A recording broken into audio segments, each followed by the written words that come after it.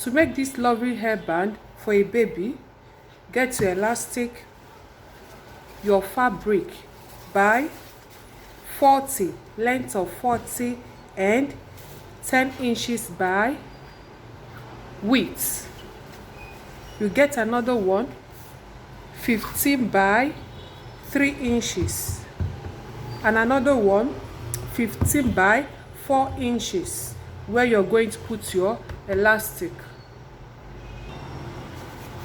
Fold the three and sew. Fold this one like this and sew. Fold this one and sew. Then fold this one and sew.